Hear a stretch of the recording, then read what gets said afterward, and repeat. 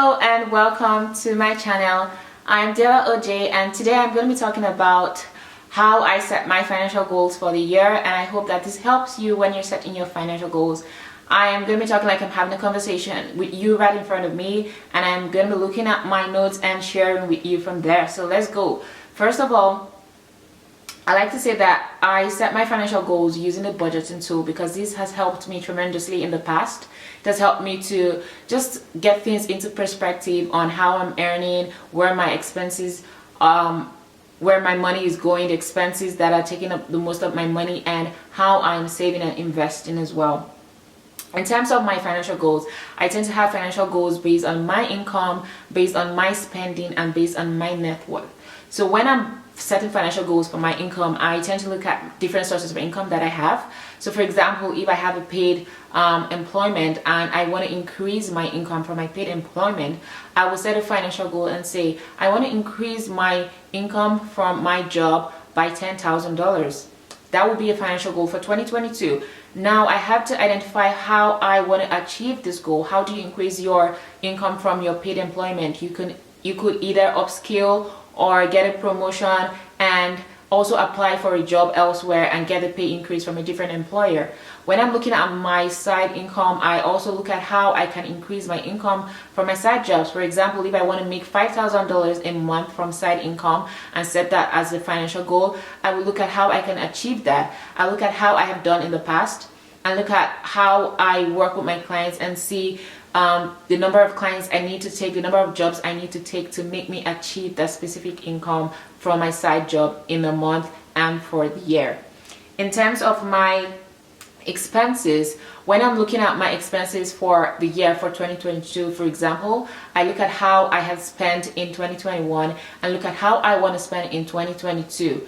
If there are areas that I need to cut down my expenses on, I set that as a financial goal. So for example, if I want to cut down on shopping, if I want to spend less on shopping and say I don't want to spend more than $1,000 shopping in 2022, how do I achieve that? I will look at my budget and see how much I make in a month and see how I can reduce my spending for shopping on a monthly basis or on a weekly basis and make sure that I stay within that budget for the year. Also, when I'm looking at my financial goals for the year, I tend to look at my net worth, how I am going to increase my assets and how I'm going to decrease my liabilities. For example, in increasing my assets, I want to look at how much I can invest for 2022. So I'm going to set that goal and say I want to invest $50,000 in 2022. How do I intend to achieve that? I set specific goals. For example, I would look at my income, how much I make, and say to save or invest $50,000 in 2022. I want to make $5,000 in a month.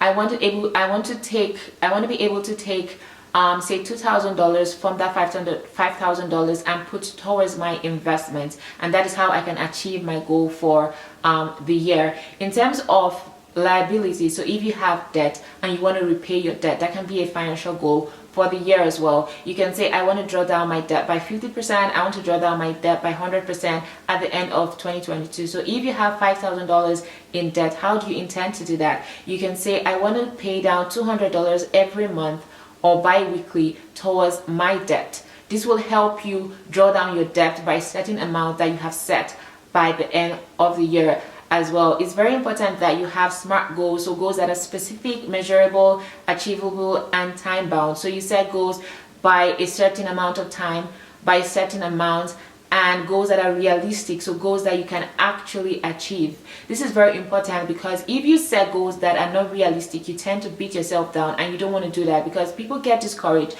when they beat themselves down. Even if you get to a point that you're discouraged at any time in the year, you can always pick yourself back up and continue from where you stopped. Also, when I'm setting my savings goals, so for example, if you want to save towards travel, towards a wedding in the year, you can set a specific amount towards that goal. So if you want to save to travel in 2022 and you want to use $5,000, for example, for your travel expenses, you can say I want to save $5,000 for travel by June 2022 so I can travel by August 2022. And now you have to identify the ways that you can save that money. How do you intend to do that? Do you intend to increase your source of income? Do you intend to make more income from your side job? And how much do you need to save every month to achieve that $5,000 goal by June? That is how I set my financial goals for the year. This has helped me over the years, and I have been able to achieve my goals. Sometimes not 100%, but good enough. And then in terms of non-cash impact financial goals, you can decide to set a goal for your credit score. For example, you can say, I want to improve my credit score for the year. And how do you do that? You pay down your debt when due, you reduce your credit balance, and you take necessary steps to kind of improve your credit score for the year. You can also set goals like time management. So for example, that is something I want to do better at in 2022. I want to manage my time better. How do you do that? I want to wake up by a specific time every day. I want to sleep by a specific time every day. I want to reduce the time that I spend on social media. How can you do that? You can say, I want to spend 30 minutes at most on social media every day, and that will help you achieve your time management goals. And I say this because time is money.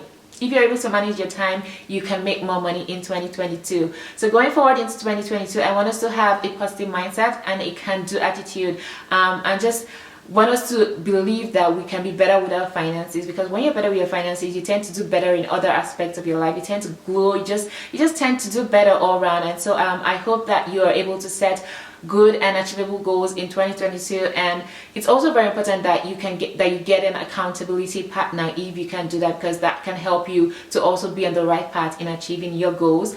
Like I mentioned earlier, I use a budget when planning my financial goals for the year. I have a budget that I'm going to link down in the description below. You can get that on my website. It's very affordable, and I promise you it's going to help you with your financial goals in 2022. It has helped me, so you can check that out. Or you can also check Etsy or check the internet for any template you want to use. You can also use the budgeting app and just plan for your finances in 2022. Also, I have an event that I'm hosting on January 8th. I'm going to link the description, the details in the description below. Please check it out and attend if you would like to just improve financially in 2022. You want to be financially free, you want to cut down on debt, you want to save and invest more, and just do better with your finances. You can check the link. Please join me. I would love to have you. Please let me know what you think and how you intend to set and achieve your goals in 2022. Let me know what you want to hear more of from me as the year goes by, because I intend to do this hopefully more frequently. So I look forward to hearing from you. Please subscribe and leave me a thumbs up as well. And thank you so much for watching. See you later. Bye.